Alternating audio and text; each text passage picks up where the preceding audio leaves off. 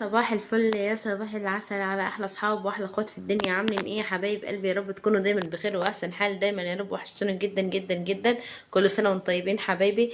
النهارده معانا فيديو حماس جدا، معانا فيديو روتين وهيطلع عيني النهارده هنتكلم عن تنظيف المطبخ. شايفين قدامكم طبعا السيراميك زفت الزفت. بصوا من البقعة اللي فيها عاملة ازاي، من الدهون والقرف ده كله. والسقفية برضو هقربها، بصوا هقرب الكاميرا عليها قصدي. شايفين النقط البني دي دهون برضو في السقفية. تمام. وشايفين بقى منظر المطبخ كله، انا هوريكم المطبخ كله معلش يعني على المنظر. بصوا شايفين منظره عامل ايه. الحته اللي انا قلت لكم عليها اللي انا هعملها تحت الحوض ديت، انا مش هعملها العيد ده بصراحه. يعني ما توفرش معانا فلوس ولا كده اللي احنا هنعملها العيد ده. ان شاء الله على العيد الكبير كده او على السنه الجايه اكون عملتها باذن الله. والزينه بقى اجواء رمضان دي كلها طبعا هشيلها، والحاجات دي كلها هشيلها. شايفين منظر المطبخ عامل ازاي زفت الزفت. اوريكم البوتاجاز من جوه. شايفين منظره عامل ازاي، شايفين كميه الدهون، شايفين كميه الدهون. انا بصراحه انا مرضتش انضف حاجه ولا اعمل اي حاجه، انا قلت اوريك كل حاجه على الطبيعه كده ماشي، عشان كل حاجه تبقى قدامكم اهو. المنظر الحوض بتاعي معلش على التصوير يا جماعه. وده التربو. دي مش كاربات بس محدش ليه دعوه بيها. ديت التربو منظره برضو عليه دهون ومتوسخ جدا. انا كمني بقى كنت بدهن الشقه وكده، الجدار اللي انا قلت لكم عليه اللي في الانتريه قصدي. فالدنيا عندي كانت مكركبه فما كنتش عارفه اعمل اي حاجه ولا كان في وقت ان انا انضف اصلا حاجه. فالنهارده بقى انا هشيل زينه رمضان دي كلها وهغسل السيراميك ده. شايفين شكله عامل ازاي، انا مقروفه منه جدا والله العظيم، مقروفه منه جدا جدا. فطبعا انا هغسل السيراميك وهلم اجواء رمضان ديت، وهننضف البوتاجاز طبعا، هنغسله من جوه ومن بره، وهنشيل كميه الدهون دي كلها طبعا. وكل حاجه هتبقى قدامكم. بس لو انت اول مره تشوفي قناتي ما تنسيش تشتركي في القناه وتفعلي زر الجرس عشان يوصلك كل جديد، وكومنت حلو ولايكات لايكات لايكات كتير عشان يوصلك كل جديد حبايب قلبي. ف واهم حاجه ما تنسوش الدعوه بالله عليكم، ادعوا لي ادعوا لي ادعوا لي، انا محتاجه الدعوه منكم بالله عليكم والله العظيم يا اخواتي، انا محتاجه الدعوه وبالذات الايام ديت. انا ربنا يعلم من اللي انا فيه ايه، من اللي انا فيه. واتمنى كده يا رب فيديوهات تعجبكم واكون عند حسن ظنكم ان شاء الله. وبصوا هنا السلك ده بقى، بصوا منظره عامل ازاي، شفتوا الغباء، شفتوا شكله عامل ازاي. طبعا ده كله هيتنضف. وشايفين منظره برضو متوسخ عليه عامل ازاي، عليه عفرة ماشي. والنهارده بقى كمان نسيت اقول لكم على حاجه، انا هجيب التلاجة هنا المطبخ. انا خلاص انا قررت على مكان كده في المطبخ، وهجيب التلاجة فيه. وتقول لي برضو ايه رايكم، عشان انا بصراحه انا كان نفسي من يوم ما اتجوزت، انا نفسي اجيب التلاجة هنا في المطبخ. فطبعا هنضف بقى المطبخ ده كده. تمام. وعشان نجيب التلاجة على نظافة و والطبلية ديت ده المفرش اللي احنا كنا بنفطر عليه هشيله بقى وكده. تمام. يلا حبايبي انا دلوقتي هشوف بقى هعمل ايه، نحضر الخلطات بتاعتنا وارجع لكم. معانا هنا طبق بلاستيك، معانا هنا الخلطة اللي انا قلت لكم عليها اللي انا اشتريتها للسيراميك. تمام. احنا هنبدأ بالسيراميك الاول حبايبي. تمام. هفتحها بقى واصبها في الطبق كلها اهو حبايبي. زي ما حضراتكم شايفين كده انا بصب الخلطه كلها عشان انا هعمل السيراميك كله من اوله لاخره. تمام كده اهو. وادي الجوندات بتاعتي اللي انا هلبسها في ايدي اهيت. تمام. اللي انا كنت اول مره لسه هلبسها على فكره بقى، ديت جدا اول استعمال ليها. وادي حته السلكه اللي احنا هنمسكها معانا نغسل بها السيراميك، لازم تبقى كبيره كده عشان تنضف معايا بكل سهوله. هلبس بقى الجواندي في ايدي واعصر السلكه كده وامسح حته معاكم، وهنشوف كده اللي هتنضف معانا ولا لا. اهو حبايبي اعوزها بقى كده، اشرب السلكه كده كلها خلطه. لازم يا جماعه وانتوا بتغسلوا السيراميك بالخلطه ديت لازم تكوني لابسه حاجه في ايدك عشان الخلطه ديت بتحرق الايد. تمام. اخدها بقى كده وعلى السيراميك. بصوا حبايبي شايفين الدهون الصغيره اللي قدامكم دي، اهي اهو.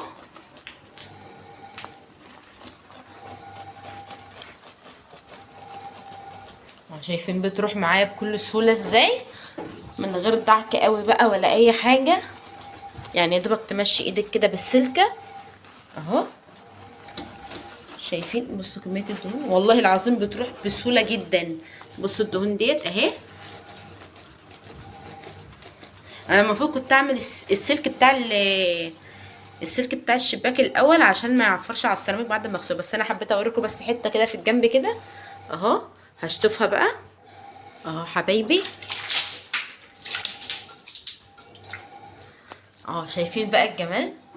شايفين؟ انا لسه هشطفها كمان مره، بس انا بوريكم بس ان ما عادش فيه اثار دهون في الحته اللي انا غسلتها ديت اهوت.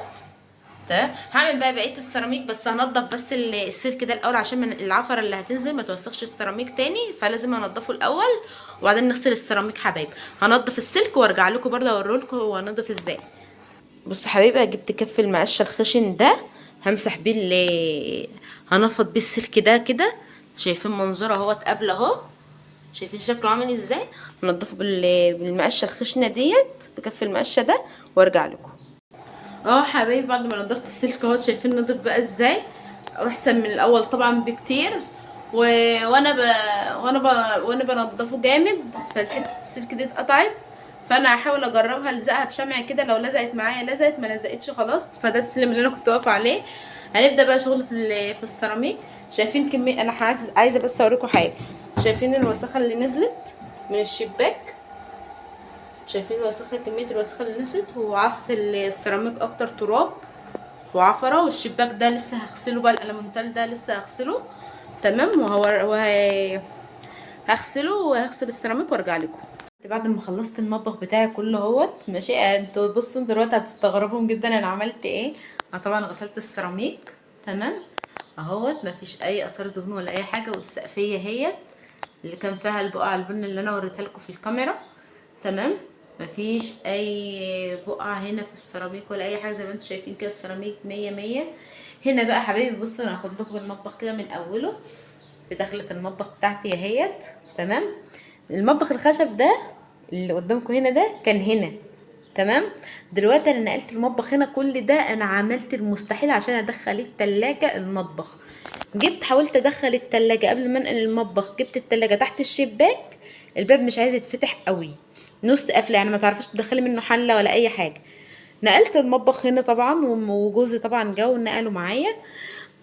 دخلت المطبخ هنا، ونص الرخامه هنا بصوا، نص الرخامه تحت الحوض، والدرج ده مش بيتفتح لحد الاخر، الضلفه بتتفتح عادي. وهنا الجرده ده في المنظفات ما حدش ياخد في باله، وده جرده الزباله.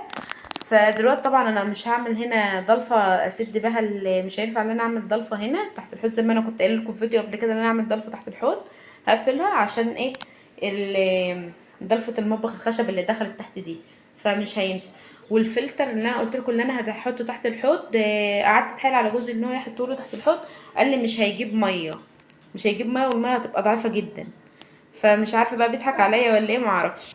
فالمهم يعني، والمطبيه بقى اللي كانت هنا اللي كنت بحط عليها الاطباق والكوبايات، وانا بغسل السيراميك وقعت عليها، بس الحمد لله ربنا ستر ما حصليش حاجه. فاتفشفشت وكم طبق كده انكسر، فحطيتهم في قلب رصيت الاطباق والكوبايات في المطبخ الخشب هنا في الضلفه من اللي فوق هنا. ماشي. وهنا بقى انا علقت بتوع المسكات اللي بتمسكوا في السيراميك دولت.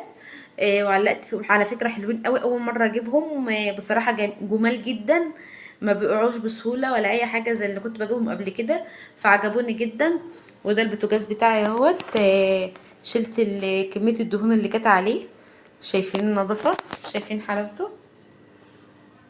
شايفين نضيف ازاي؟ وبصوا بقى المفاجاه، انا جبت التلاجة هنا. ايه رايكم بقى؟ قولي بقى رايكم كده بكل امانه، النظام ده كده حلو ولا ايه؟ اهو زي ما حضراتكم شايفين كده، ده المطبخ اهو، دي في دخلة المطبخ، التلاجة في وش المطبخ، التلاجة في الوش يعني اللي دخلة المطبخ اهو كده زي ما حضراتكم شايفين كده.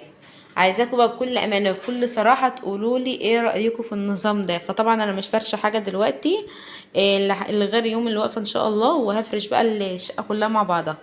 تمام. وكميه الدهون اللي كانت في البوتاجاز اوريها لكم برده اهو حبايبي. شكل البوتاجاز من جوه اهوت، شايفين كميه الدهون؟ بصراحه البوتاجاز ده طلع عيني لما حد ما شلت الدهون اللي كانت فيه كلها اهو، زي ما انتم شايفين كده اهو كده. فدلوقتي حبايبي ده الفيديو بتاع النهارده اهوت، ويا رب يكون عجبكم. وعايزه رايكم في شكل المطبخ كده بكل امانه، بالله عليكم استحلفتكم بالله اللي هيشوف الفيديو بتاعي ده يقول لي، اكتب لي في الكومنت، يعني ما تفرجيش عليه كده وتسمعي وخلاص. بالله عليكي، وحياة الشهر المفترج اللي احنا فيه ده، وخلاص رمضان خلاص مع السلامه. ف قولي ايه رأيك، وايه رأيك في النظام المطبخ بتاعي ده؟ يعني كده احسن ولا لا؟ بس انا كنت هموت وادخل التلاجة المطبخ، فاخيرا انا دخلتها. هو مفيش نظام غير كده بصراحة. فمش عارفة بقى، قولوا لي برضو ايه رأيكم. استنى رايكم في استنى رايكم في الكومنتات في الكومنتات ان شاء الله. بحبكم في الله حبايب قلبي، واشوفكم الفيديو الجاي باذن الله. وكل سنه وانتم طيبين. وما تنسوش بقى الدعوة الحلوة لاختكم سومة حبيبة قلبكم. في رعاية الله حبايب قلبي. باي باي.